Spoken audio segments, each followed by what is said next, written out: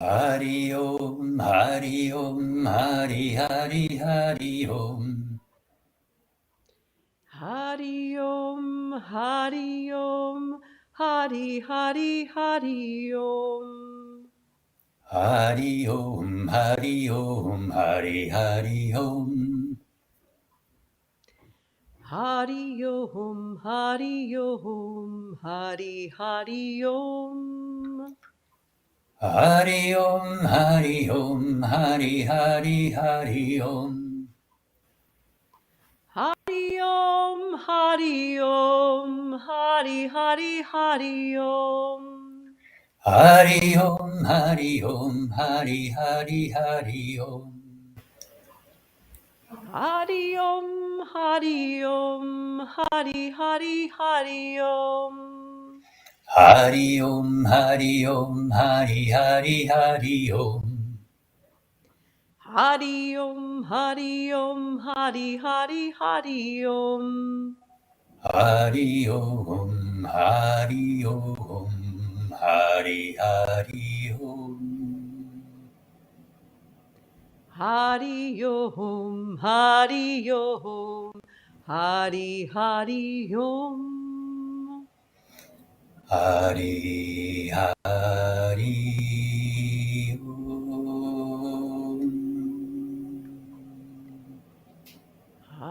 Hari Hari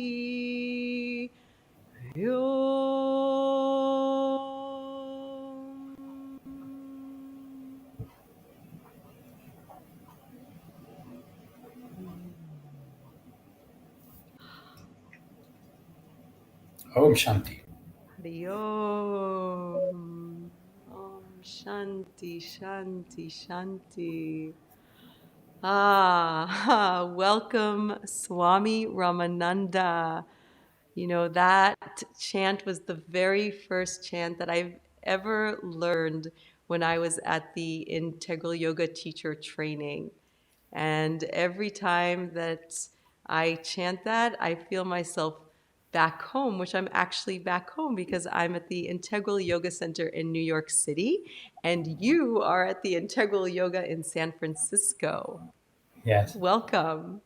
Thank you. Great to see you. So so great to reconnect with you, Swami Ramananda. So let's start from the very beginning. Let's start from when you first took that first breath of yoga and knew that yoga was your path of awakening the infinite. When did it all start? I actually took my very first yoga class in Jerusalem in French, and that got me interested. Uh, but I think I wasn't quite ready to really appreciate what it had to offer. When I returned to the States, I took an integral yoga class that included the yoga nidra, the pranayama, and meditation, in addition to the asanas. And I had this experience of silence, inner silence that I'd never had before, and that blew me away, and that really got me interested. And like you say, I don't know if I ever told you that, but like you say, that captivated my attention right from there on. I was I knew I had to pursue this and understand what it was and see what it could offer me. Incredible. You know, you speak about that state of that inner silence, and I know that that is a lifelong journey and a lifelong practice because we deal with this monkey mind that really needs the training for it. And whether we are working with plant medicine at Rythmia or the integral yoga way, really, give us some tips on how do we awaken the infinite through quieting the mind to find the stillness? Yeah, it is well said, a lifelong path, at least for most of us. And maybe some people did their preparation in a past life. The problem is that we're used to seeing the world and experiencing ourselves through this very limited instrument of the mind. And so we see separation. Where there's unity, we see diversity. We see limitation because we're looking through our own limited senses, our sense of perception. So we have to escape the limitations of that identity that we've created for ourselves, the way we've defined ourselves. Swami Satchidananda used to say, we were fine and then we got defined. and we have defined ourselves. We have to refine ourselves through some kind of path or practice that enables us to escape this very limited way of seeing the world and pursuing happiness. I can speak about a few different ways. Yeah, go ahead. Yes, please do. Please do. I know we only have a short time with you on these Our Love segments, and the more that we can receive wisdom from you, we're here to receive and learn. Well, the classic teachings of yoga offer sort of 4 pathways that are depicted in the Bhagavad Gita, but they all have to do with aligning our being with this higher will. There is this universal consciousness that we can come to know not through the mind, but by awakening to a higher form of knowing. And we approach that by learning. One way would be learning to quiet the mind. And that's what the path of Raja Yoga, Hatha Yoga, Pranayama, meditation generally focuses on, this comprehensive method of learning to master the mind, to quiet all the movement so that we reveal this presence that's already there. But that experience can also be approached through selfless service, just through aligning our will with the higher will in the form of service, thinking of the well-being of others, and dedicating one's life to service. And we see many saints that took that as their pathway. They didn't sit in a cave somewhere. They got active in the world. Mother Teresa, they served the needy. It seemed like all the luminaries, all the saints ended up focusing a lot of attention in that way. Yet another pathway is the path of love and devotion, right? Where one becomes devoted to some representation, some personification, some saint or some deity, and through aspiring to surrender, consciously surrender to this higher will in some form, in some embodiment, right? They offer themselves, they surrender their own limited way of thinking in order to align themselves with this divine presence that they've seen embodied in a saint, in a guru, or in the teachings themselves. Mahatma Gandhi, I think, was devoted to the principles of truth and nonviolence. In a way, those were his gurus. Then yet the 4th pathway that's depicted is that of jnana yoga, that of an uninterrupted disidentification with the mind and thoughts, where one takes position of this unchanging awareness that's in the backdrop of thought. In the same way that the vast sky holds space for everything that moves through it, is unaffected. The jnana yogi identifies themselves with this unchanging awareness instead of all the movement of thought. And that kind of absolute clarity, separation of the ever-changing mind and body from the unchanging consciousness, right, also allows someone to experience that unity, right, that ultimate consciousness, that infinity.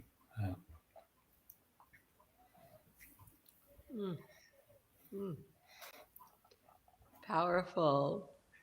Yeah. Anytime that we do something that absorbs our whole being completely into the present moment, we can all experience this. It's not something that's just for the those who meditate in the Hawaiian caves, we all probably have some taste of this experience, our whole being absorbed in the present moment.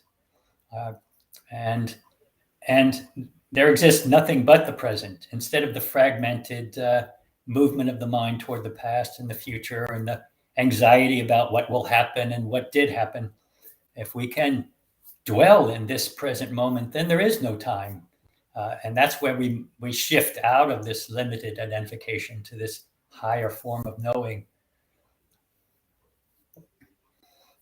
You know, Swami Ramananda, where I feel so connected to what you just shared is connecting to the breath.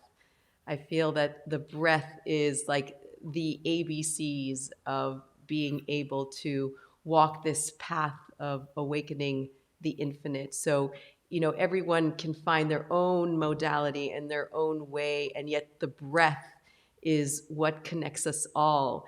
And I really learned how to breathe in 1999 when I took yoga teacher training at Integral Yoga, because as a dancer, I used to just hold my breath. And I feel that really it's the breath of spirit that then breathes through us that we can connect to the infinite. Beautifully said, Parashakti. In a way, you could say the body is a creation that happened from the past, right? It's made up of our thoughts and what we consumed from the past. And the mind often moves to the future, but the breath is always in the present. You can't breathe in the future. Yes. You only breathe in the present moment. Oh, exactly. And what connects us all. And so, you True. know, there is no separation. And when we breathe together, whether it's in a yoga class or even in the subways of New York, there's a depth of connection to one's truth. And so, with that breath that we take together from near and afar, because again, I'm in the Integral Yoga New York, and Swami Ramananda is at the Integral Yoga San Francisco. How would you like to take us on a journey of breath to bring this to a closing, Swami Ramananda? We could take a few deep breaths together with our eyes closed, and contemplate how every breath is an exchange, right? So how can we possibly think that we're separate beings when we're constantly exchanging with the environment, with the plant life, with the whole web of life? So we could close our eyes.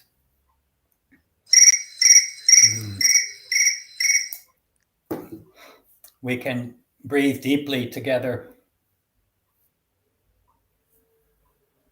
a few times in whatever way each person knows. We can exhale thoroughly and inhale fully.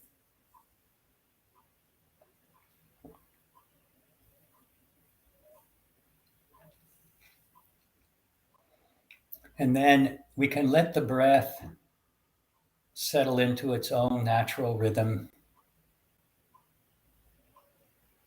but keep our awareness engaged on the breath, in the present, allowing ourselves to just be with the breath.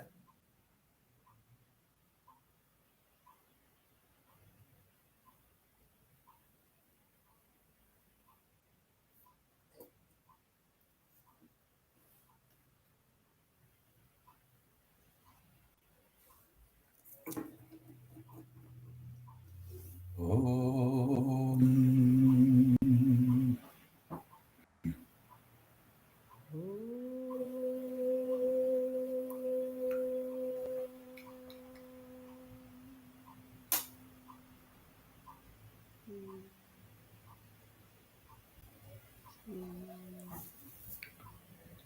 I think that may be our time. So, Thank you, Parashakti. yes, yes, I so appreciate you tuning in and sharing of your great wisdom, Swami Ramananda. It's such an honor to be. It feels like just yesterday we were dancing together. It does, it's true. And I've enjoyed watching how far you've gone, Parashakti, and serving the world with your messages. Hmm. Thank you so much. Thank you for always making me feel at home. Okay. So much love. Thank you, everyone, for tuning in, and have a beautiful weekend. Om, om, om. Om.